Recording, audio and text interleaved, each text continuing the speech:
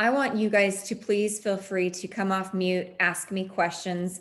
The goal is to assimilate the information that we learned in Jean's class on Tuesday and put it up against your business. And the neat thing about Keller Williams is that we have these models, yet we still all have different businesses. And I predict that we will have questions. We'll work through those. If I can answer them, I will. And if I can't, I'll figure it out with you. Is that fair? All right, so this is the participant manual that he worked from. And this is what we are going to use. So I am going to start off on 2.7. So pardon my scroll, but I'm just gonna go all the way to, here we go. We can't set a single goal without knowing our why. And it needs to be big because, as you may or may not know, the way that you're currently thinking probably isn't big enough for where your potential can lie. There's a whole lot of space between a big goal and taking over the world. I'm not asking you to take over the world, but I do encourage you to stretch your thinking and think big, because the potential is there, your ability is there, these models will back it up. So what I want you to do for the first couple of minutes is get out a pen or get out your keyboard or wherever you're taking notes for today. And I want you to think about your big why, because we're gonna, yes, that's correct. I want you to think about your big why. We're on page 2.7. And I want you to think about it, because if we don't have a big why, the tough days, the grind that this business can offer makes it really hard to get up and do it with a big heart and remember your meaning. So I want you to think about your purpose and why you're setting this goal. And while the finances are certainly part of it, we run a business, we work because we have to earn money. I really challenge you to think of it beyond just the income. Yes, it's going to be income, but what is that income going to do for you? What is it going to do for your family? What is it going to do for your team if you have team members, your children? Think about that, jot those down. The other reason that this workshop is so powerful is because we do know that when people write down their purpose and write down their mission and write down their goals, that the statistic is that they're about 40% more likely that they're going to understand it, remember it, and stick to it. This is also a very powerful time to revisit your mission, your values. If you have those already for your team, go back and tweak them. Or if you have them, print them out, put them in a frame and hang it on your wall in your office or in your home or in a place that you see. Put it in your listing presentation, because that is truly what drives you in your business, and it will power you.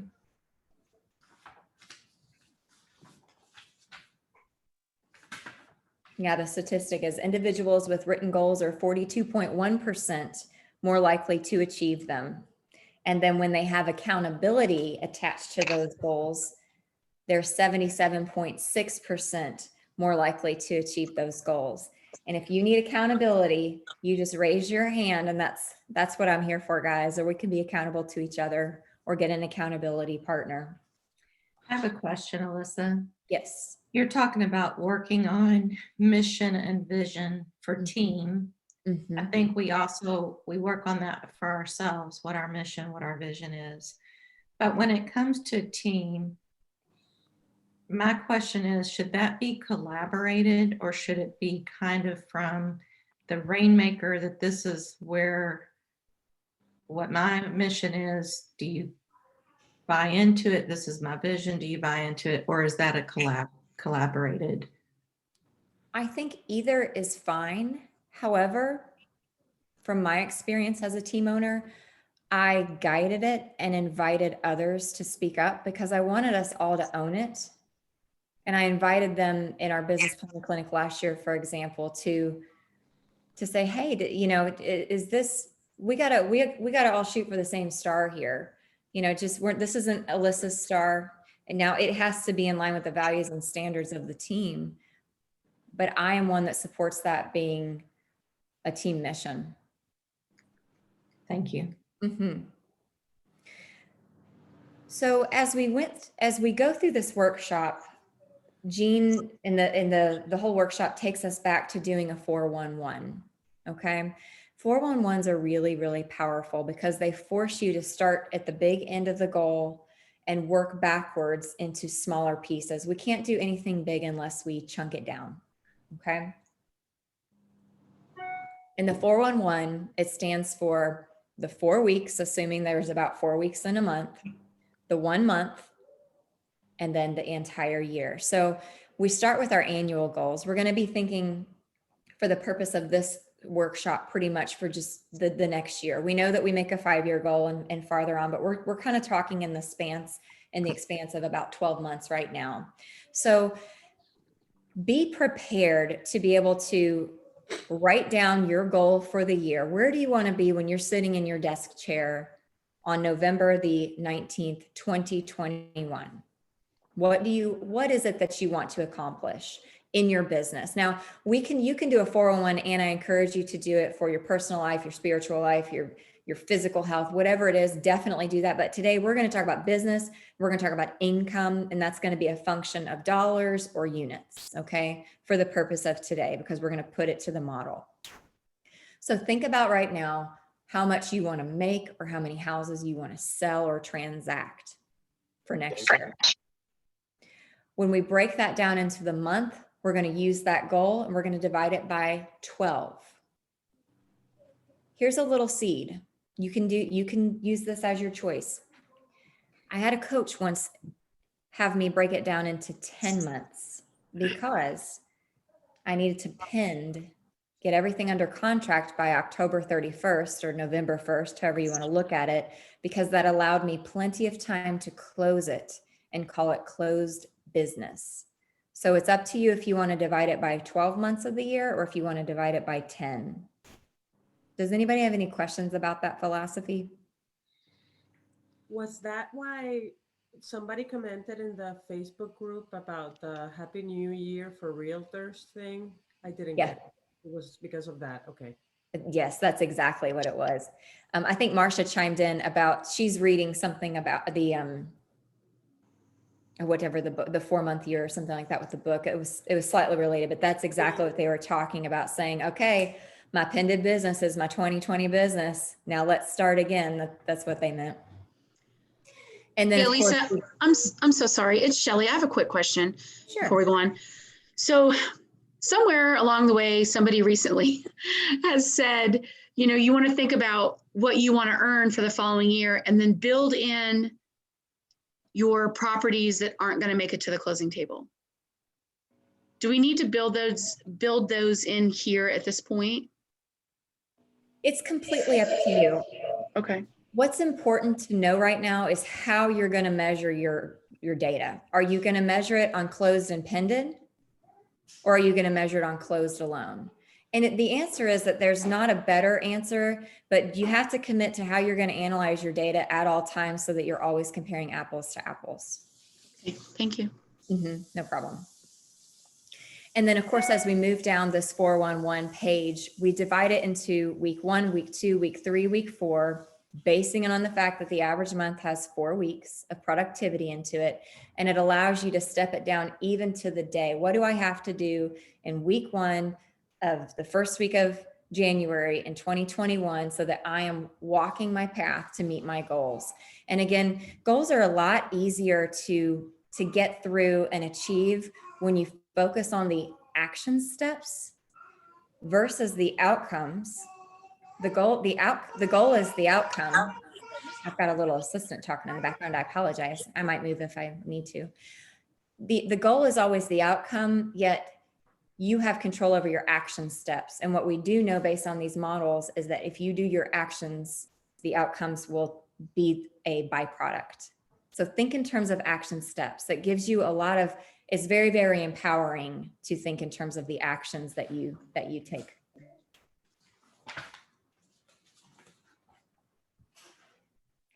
So going over the models, I want to pause and make sure that you all have a clear understanding of the definitions of each of the models. I'm going to 2.21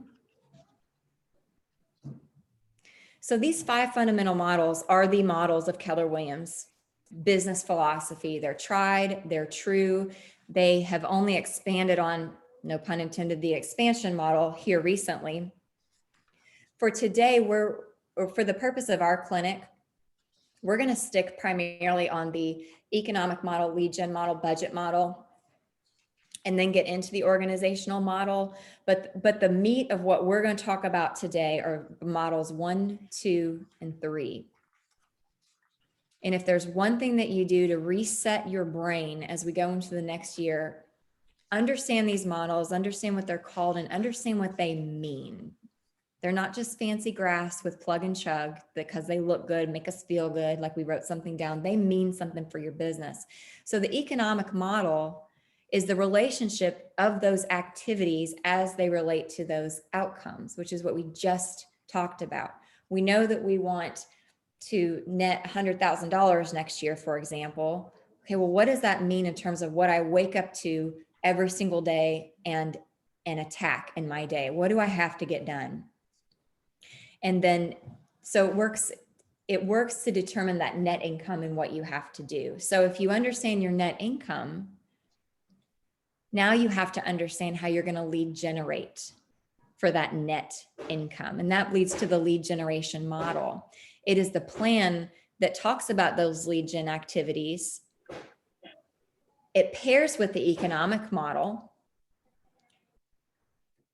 and it helps you understand how many leads, how many people you need to talk to get in conversation with, and how you need to convert them so that you get to the closing table. And then lastly, that budget model talks about where your money goes.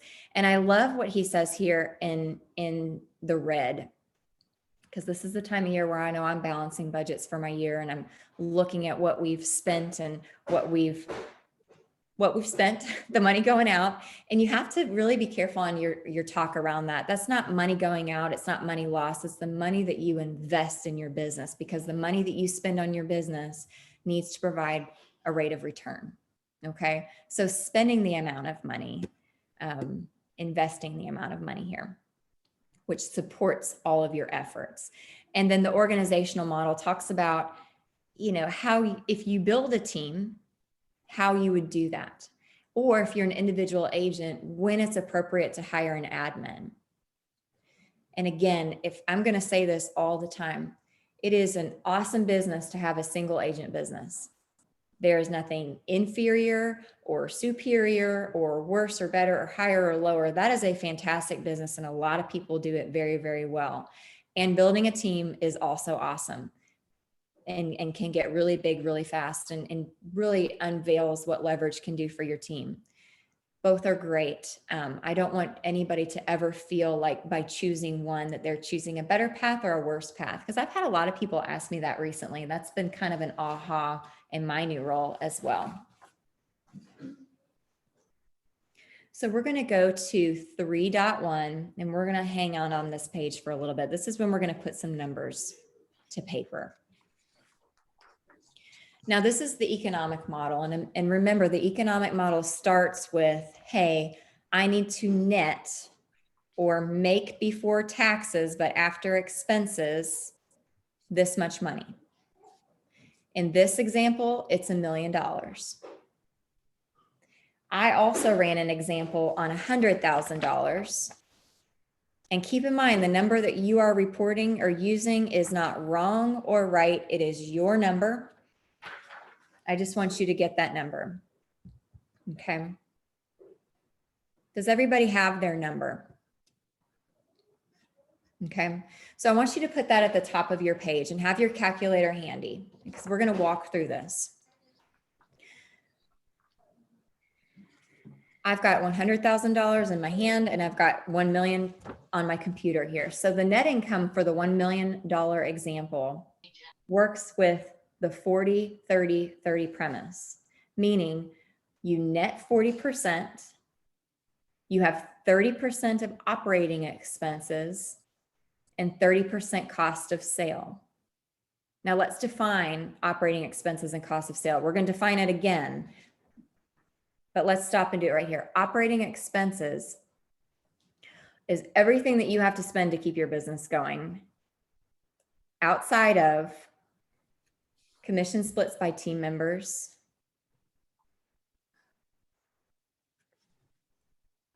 and that's it. So you put salaries as well in your expenses. Would you put your own salary in that expense? I do not, because that's going to be with your net income. And if you do, you just need to account for that. Make sure your number isn't swayed because of it. So your cost of sale is the splits that you are paying your buyer's agents or your listing agents or just your team members. That's your cost of sale, and everything else is put into your operating expenses.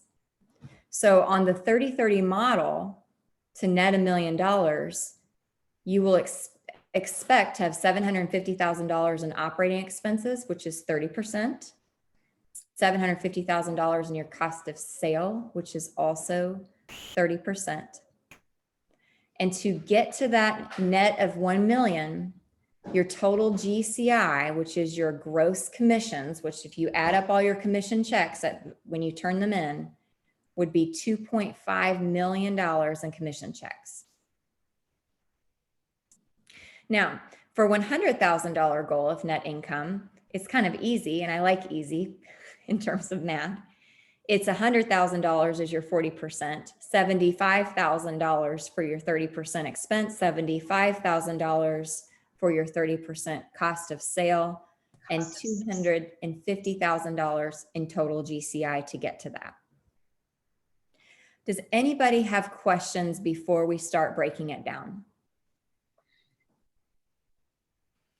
Is double what you are on track to make the present year a realistic number to have on next year's chart? Absolutely, if you expect your actions to match your outcome. So if it's doubling you, since you probably can't clone yourself, and if you can, please call me right after this call. You would be making considerations for leverage and accounting for what needs to be done. And you'll be able to self-discover what that needs to look like as you break down into how many appointments you need to be going on between you or you and another agent, and how hiring leverage may help that. But that's completely achievable. People double their business all the time. And the other thing that I say about this is there is nothing wrong with not hitting your goal. And I don't say that for anyone to feel like they're being slackers.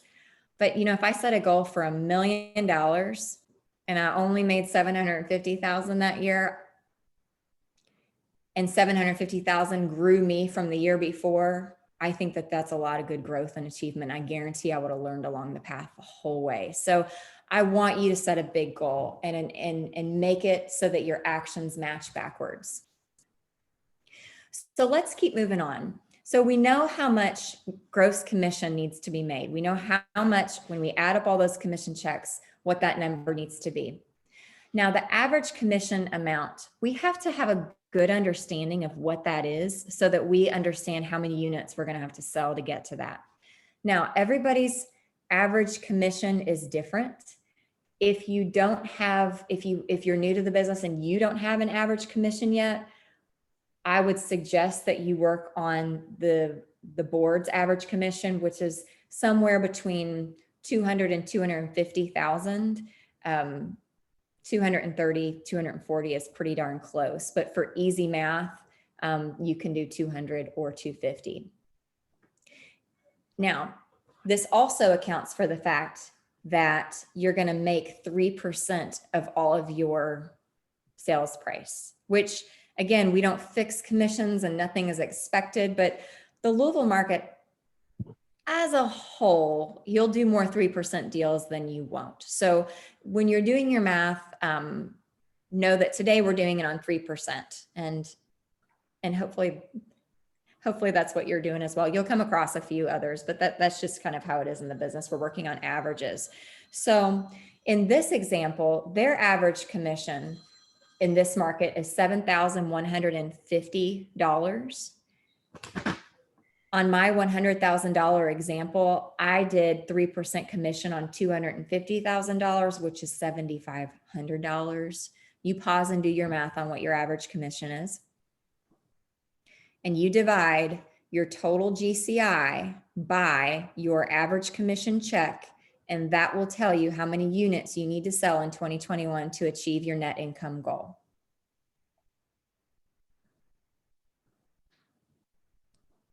Okay.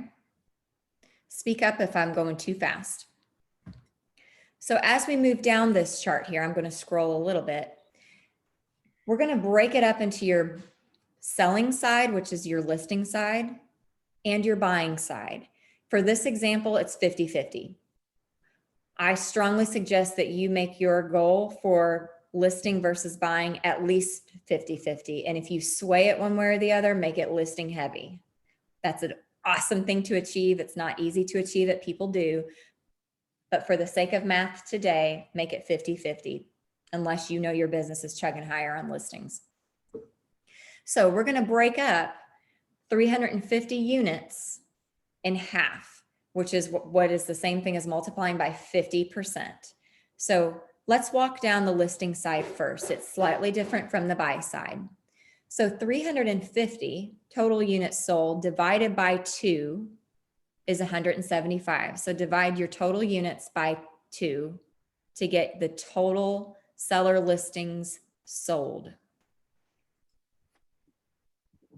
Now multiply that number, divide it by 70%, which is divide by 0.7.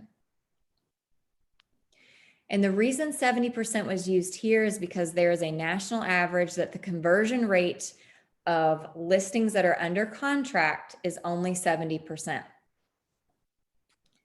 That's low compared to, I know ours is a little bit better. You can use whatever conversion rate you want. We're sticking with averages today for the purpose of our group. But if you're closing 90% of the listings that you have under contract, use 90 right there. And if you don't know, track it this year. Track, and you'll be able to predict the following year a little bit better. Now, 175 divided by 70% in this case tells you that number that reveals is how many listings you need. Because you're going to need 30% more if you're only converting 70. And then you divide that number by 75% because that conversion rate states that you're going to be able to convert 75% of the appointments that you go on. So that brings this number all the way up to 333.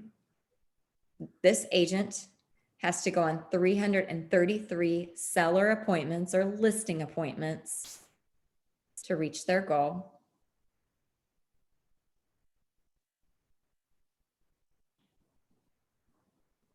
Does anybody need for me to slow down? I want you all to put your numbers to this.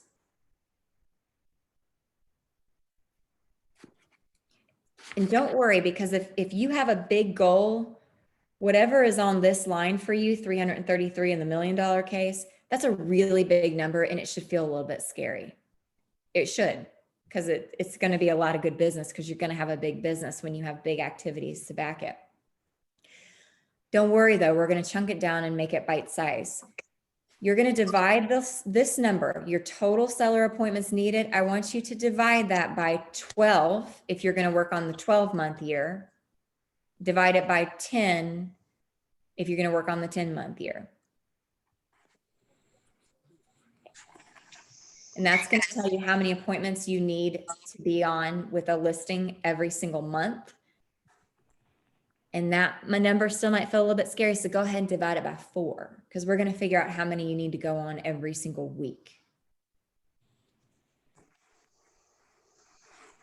Okay. So now you know how many appointments you need to go on every single week. Someone throw some number out. What number are you getting for your goals? How many appointments per week do you need to be for a seller? I need 6. 6.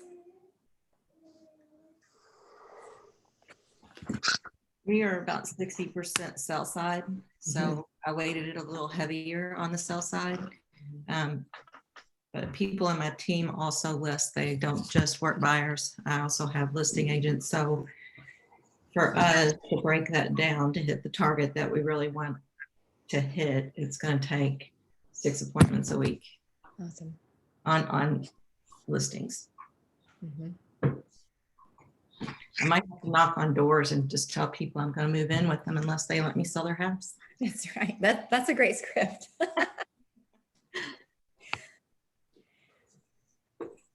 On my $100,000 net, it is, and this is interesting. So in case you're having this question, I brought it down to 0.67 listing appointments a week. And we're not ever going to go on 0.67 appointments. My coach always said, round it up. So on the $100,000 model, the goal is 1 listing appointment a week. So the good news is if you do that, you'll exceed your goal, right? All right, so let's go down the buy side. It's basically the same. There's a slightly different conversion rate based on the national average. Again, apply your conversion rate. So let's go back up to the total units that you need to sell, to close, I should say. Divide that by 2 to get how many buyer listings, how many buyers you need to get under contract. So when you divide that by 2, you know how many buyer listings you need to close. The conversion rate here is 70%. So divide that number by 0.7 to account for the conversion rate, the fallout rate.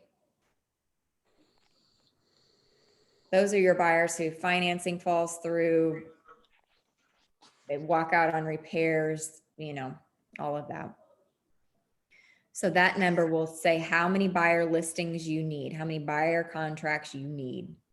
Now, let's figure out how many appointments you have to go on to secure that many buyer contracts. Go ahead and divide that by 0.7.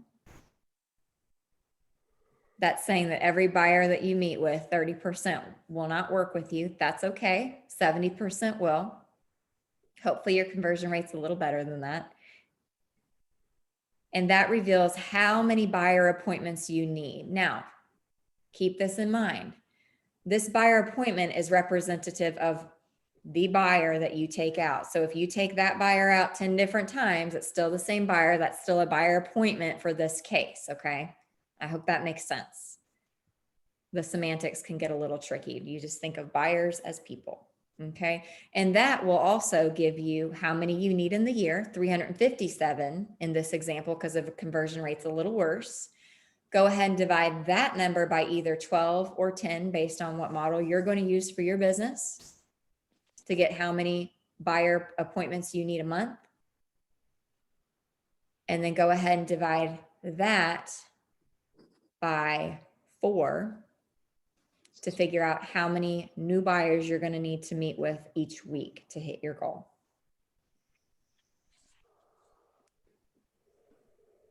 And those numbers look doable. For example, on my $100,000 listing, I think I used all the same conversion rates. I did for the sake of our example.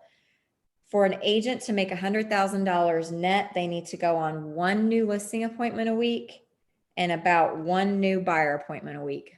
1 and 1, 1 and 1, 1 and 1. I think that's something a lot of people can focus on for sure.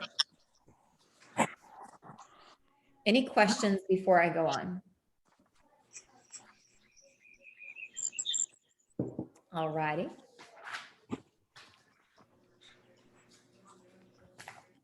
Let's scroll down to 3.19 and we're going to put this on a 411.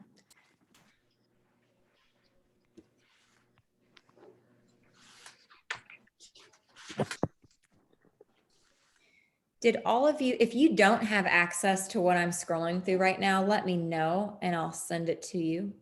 You should if you went to the clinic. But let me know. I don't want you to feel in the dark in any way. Okay, so, whoop, that's not where I want to be. Hang on. 3.19 is where I want to be. There's lots of good examples. This is a great workbook. There's just a ton of material, which is wonderful. We got to pick out the jewels. Okay, so this is the 411, the action goal worksheet based on your net income. So now you have numbers. So what I'd like for you to do is in the year, write 2021, because we're getting to work here for next year already. Write your net income goal right there on that line. Or if you have a notebook, just write this down. Go ahead and put in the total units that you need to sell to achieve that net income, as well as the number of listing appointments and the number of buyer appointments that you need.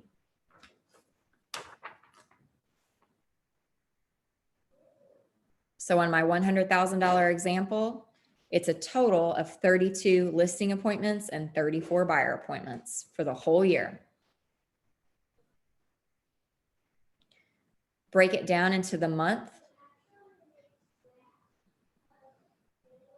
Now, you're going to print these sheets out over and over again. So you want to make sure you have a blank one because you're going to do a new one essentially every week and kind of update it. And that'll make sense because right now, we would call this January, for example, because this is month of January. How many listing appointments do I need to go on? How many buyer appointments do I need to go on? And I knew that I had to go on 4 listing appointments a month and 4 buyer appointments a month. I'm talking about the month, so 4 and 4, go right there, break it down to your month.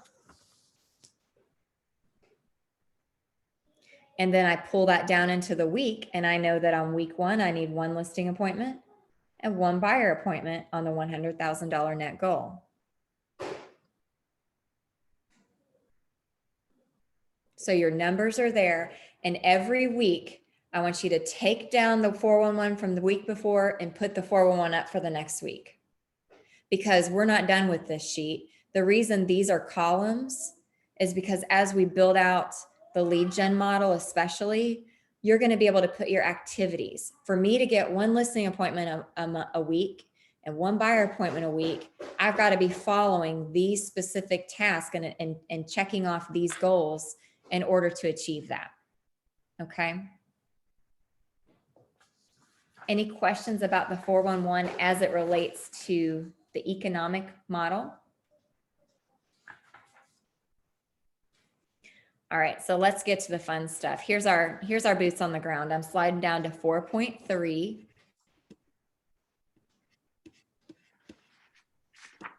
And I want you to take this time to get real with yourself because you're an entrepreneur, you're in real estate.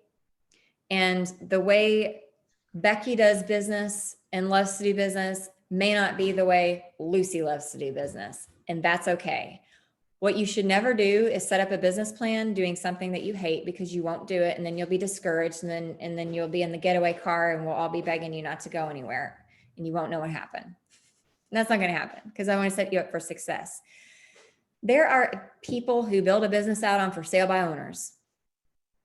I don't love that conversation. I didn't build a business on for sale by owners. I'm so glad there are people out there that do it. Maybe one day I'll get to it, but that was not how I built a business.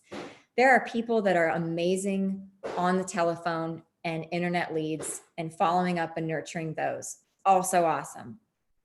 There are people that just spend all of their time in their sphere and in their database. That's great too. I've also seen a lot of people, especially newer in the business or trying to build their sphere and database, really build a solid business out of open houses. That's great too. I want you to look at this list of lead generation activities because really your creativity is your limit. When you think of lead generation from a standpoint of prospecting and marketing, the whole purpose is to set you up so that you are top of mind for the people who are going to do business with you. And you've given them items of value that create a non-cold conversation.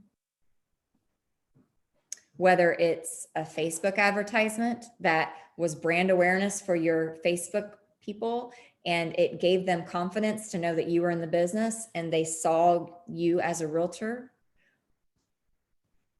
Or if it's the fact that you're in a business networking group with people who are not in the real estate business but own other businesses, and they understand you as a business person, so that when they're in communication with their friends and family, they say, hey, I know a great realtor. Her name's Famous Shelley. I love that you have Famous Shelley on your screen. You know, that's exactly what they say. I love it. Oh, I don't think I'll ever not be able to call you Famous Shelley. Everybody else in Louisville does, so you go right ahead. But what I want you to do is I want you to pick 3 or 4, and I want you to call these pillars of your business. And some need to be in prospecting and some need to be in marketing, or both. There's a ton of crossover, and Jean did talk about that, and I appreciate that. But I just want you to hone in next year on 3 or 4 things that you enjoy and that you want to grow in, learn about, and get good at. Because if you do more than 3 or 4, it's going to feel overwhelming. And I want you to attack your day and achieve your day, because this is all about those action steps. The outcomes follow. So pick 3 or 4. Elissa, I want to nurture my sphere. I want to rock open houses. I want to understand how to generate and nurture and convert Facebook leads. And I want to join the Little League and be really active at the baseball field. That's where my kids play ball. Cool. I want you to generate your business on those 4 ways. And I want all your activities to reflect those spaces, not the next shiny object that comes down the pike. And then you get to overlay all of your command leverage and your technology leverage to make sense in your pillars of business. So define those now and be very purposeful about those. It will make your life so much easier.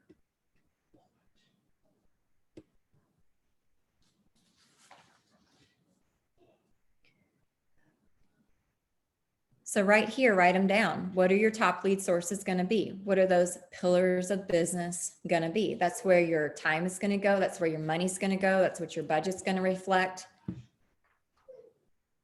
That's what you're going to build your whole business around. Because no matter what you're doing, your focus needs to be to generate listings first, because listings, leads, and leverage are the 3 L's that will get you in production and keep you in production. Every time the buyers will come out of those. Any questions so far? All right, we're going to pop down to 4.9.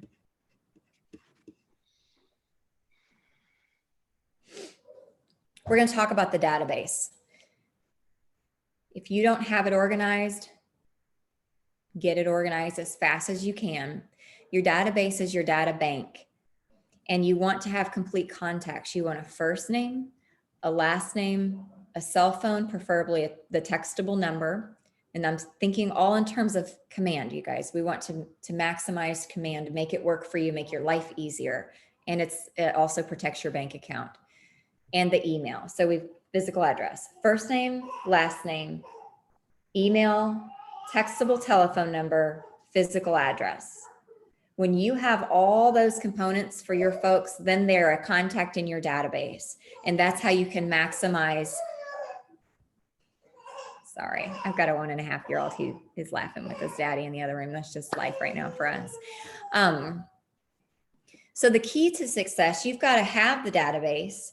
You need to work the database, and you need to feed the database. So you need to be in constant touch with as frequently as we're going to talk about with the people who are in your database, and set a goal to add a certain number of leads to your database every week or every month, whatever that looks like, but have a goal to grow it bigger, because your database is the number of people in your database is a direct correlation with the number of transactions you will have in your business that year.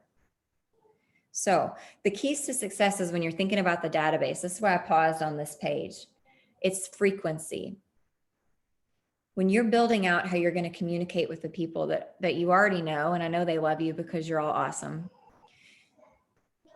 The keys is you've got to be able to find a way that you are touching them constantly. It does not make sense for someone to do some big, huge one-time fireworks show one time a year, and then you don't talk to them for the rest of the year. Even though they love you, it is amazing the amount of work that needs to be put in to be able to stay top of mind for your people. Marketing specialists and marketing professionals understand that when a human brain is said, I want you to think of 2 brand names for toothpaste today, boom, in 10 seconds, you can come up with, I want you to think of your favorite brand names of toothpaste today. The human brain is going to come up with 2, maybe 3. That's across the board. That's insurance agents, that's dentists, that's doctors, that's hairdressers, it's realtors. And you have to be in front of them all the time so that they are conditioned to know that you're the realtor for them. They already know you, but you'd be so surprised, you guys, especially the new ones in the business who forget that you're a realtor. And you feel like you wear it as a tattoo right here everywhere you go. And you have to lean out of that and be really, really comfortable with consistent, meaningful touches. So it's the frequency, it's the consistency. So you have to do it a lot, but you have to do it at a fairly even spread throughout a time lapse. You need permission from them. So always ask for an opt-in when you're adding someone to the database. Hey, would you be okay if I shared an item of value with you once a month? Would you be okay if? That makes it meaningful and it shows respect to them. And every time you're reaching out, be it a text, an email, a phone call, a Facebook or social media blast, pair it with some value. You want to be an expert. You want to be a resource. You want to be helpful. We're servants. If you always imagine yourself as a servant to somebody else, everything that you do will provide value. What am I doing in this that's helping somebody else? Am I teaching them something? Am I sharing information? Am I showing them that they have equity in their home? What is it that I'm doing that can make their life a little bit better? Always have that hat on. You know, I love a good recipe. We just did a recipe on our mailer last month for Thanksgiving because it was Thanksgiving, but it was the only recipe we did all year. It's fun. But we had to spend a lot of our other marketing dollars proving to our people that they understood that we understood the market and that we were working in it. Any questions about that? There's lots of different touch programs, touch standards that are talked about. And I do think that the original MREA, the Millionaire Real Estate Agent, and then the new version it's changing a little bit, and that's fine. Everything that's good should change.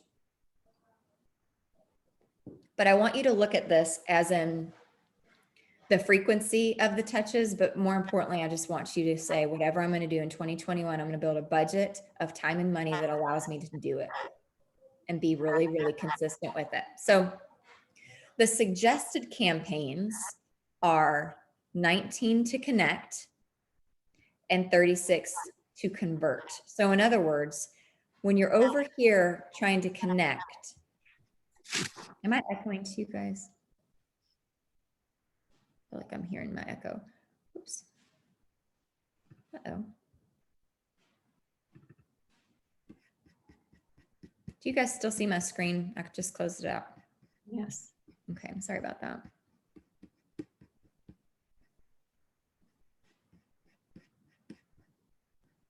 That was 4.1. I think you slid by it. There we go. There we go. Are you dizzy yet? So when you're over here on the left side of the page, these are the people that you met at an open house. You're trying to bring them in. You're trying to connect with them. And what I would do is put them on a 19 to connect plan, the 4 touches. That's a quarterly phone call. That's a press of a button in command. There's a quarterly touch program that you press them on, tag it.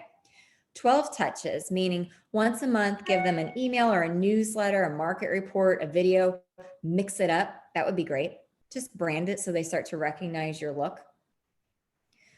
Twice a year, do a promotional or a direct mail. Give them an item of value, such as a magnet, calendars. Your creativity is your limit. Keep it small, keep it meaningful, keep it in budget. And then once a year, get in front of them, an annual event, a party, a movie screening, something that gathers people is very, very, very well worth it. It always is a great way to connect them. Okay. Now, once you've connected, then you're going to come over here and you're going to want to work to convert them into business. That's going to take more work. MREA 2.0 has shown that we've got to be in front of our people more than we used to think that we needed to be. That's why we have a 36 touch now. So keeping the four calls a year, the quarterly calls, pulling up the touches to a bi-weekly offering. Command has beautiful emails, Facebook, social media, text, whatever that looks like for you, just set it and stay with it. Stick with your 2 touches through an event, gathering, or a party.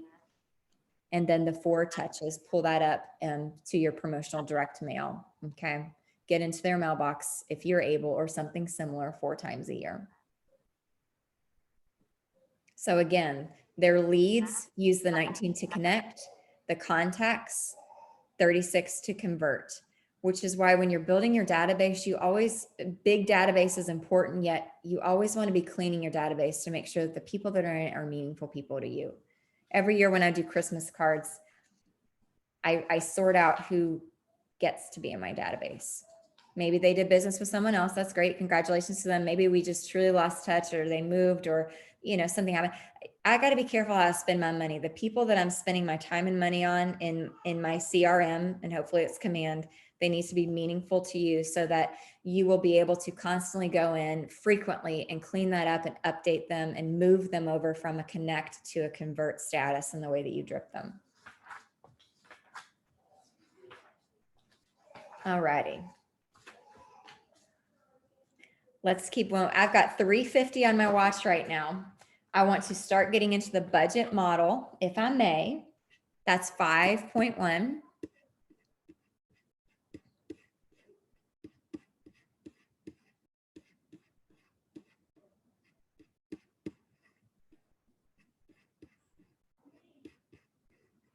There she is. All righty. So on the budget model, the reason I want to pause on this one, we determined these numbers from previous. You can just copy and paste what your net income in. If it's $100,000, 75,000, 30%, 75,000, 30%, $250,000 total GCI. We already know these numbers. Whatever they are, that's the cash flow that you're working on in your business. Now, with the budget, we're all good at setting them right now, but you've got to review it often. All right. And you look at your budget, and that's what's setting it. You create it every year. There's a forecasting. It's an educated guess, if you will, with a lot of education and planning around it. But then you also need to run your profit and loss all the time. Review it weekly, monthly, whatever it is, but monthly at minimum, I would say. But your profit and loss manages your budget and offers a snapshot of the health of your business. Are you sticking with the numbers of your appointments needed? Are you closing your business? Are you converting? Are you investing what needs to go back into the marketing and prospecting campaigns? Are you balancing everything? So it'll give you your actual versus what you projected in your original budget. And feel free to make adjustments. You guys do not feel heartbroken if you are not exactly 40, 30, 30. And I have permission to say that. I think Gene said it himself. And I've heard it from several other leaders. If you're heavy on your expenses and low on your cost of sales, or low on your cost of sales and heavy on expenses, does it make sense for where you are? Are you still getting pretty close to 40%? If you're not, adjust somewhere else. What can you slash? Who do you need to hire? Let those numbers tell a story for you. You also have your LORE report. LORE is available to you already in your Keller Williams tools. LORE stands for the language of real estate, and it will break out a lot of the numbers that you have based on the checks that you've turned in, and it will help you understand where you need to grow, where you need to fix, what you need to tighten down on, what you're doing great on. Use it as celebration as well, but know your numbers and know the why of your numbers as well. Get really, really good at that. And then again, remember what we're calling all of this. I used to get so caught up in the definitions. I'm not naturally a super numbers girl. My husband could attest to that, but you have to learn it if you're a business person, and you need to know what you're defining things. And the cost of sales is is the split that you are sharing with a leveraged person in your business who's generating production. So it's listing specialist, buyer specialist, or if your teammates do both of those, it's your teammate, it's their split, whatever that is with your team. It's transaction dependent expenses. Your gross profit, you can also call your company dollar. It's the revenue after you've accounted for your cost of sale. And those operating expenses are the expenses that you make whether or not a transaction takes place. So if you have someone on salary, they are an operating expense. And all of your lead generation, your marketing, education, the roof over your head, whatever other expenses are going into your business, those are operating expenses. You're going to pay them no matter what. No matter if you close a sale, I say is a better saying, is a better. And your net is just your pre-tax. Don't forget about tax. Your net's great, but you still gotta give Uncle Sam the nod. That's what we do. All right. And the goal is 30, 30, 40. Any questions about that? Now, I'd like to 350 go on. if I may, Elissa. Mhm. When Gene was going over this and he said, you know, our operating expenses, that's something we have to look at, like you just said, almost on a monthly basis. And he said that don't get caught up in overspending. He said 90 days, if it's not giving you a return, it's out of there. So, and if we know within 30 days that it's not giving us a return, that needs to be out of there. So just wanted to put that in. That was pretty powerful when he said that yesterday. Your dollars need to prove that they're working for you. Don't ever throw spaghetti and stick it to the wall. And if you do, you be willing to take it down as fast as you put it up, because you work too hard in this business to not earn. He agrees. Okay. Now, I know that we're still chugging along, but it's 3:55 and this is a really good stopping point. I would love to pick this up and dig into the budget model in greater detail and then get into the organizational model as well. If anyone has a burning desire to go into the expansion model, we can do that as well. This is participant led, but I feel like we hit a lot of the big rocks, at least today in our hour. I'll schedule a part 2 and we'll let you know what that's going to look like as we go into December. Does that sound okay? All righty. Well, thank you guys for joining and look forward to seeing you soon. If I don't see you before, then you'll have a very happy Thanksgiving. Thank you so much. All right. Take care. Thanks. Thank you.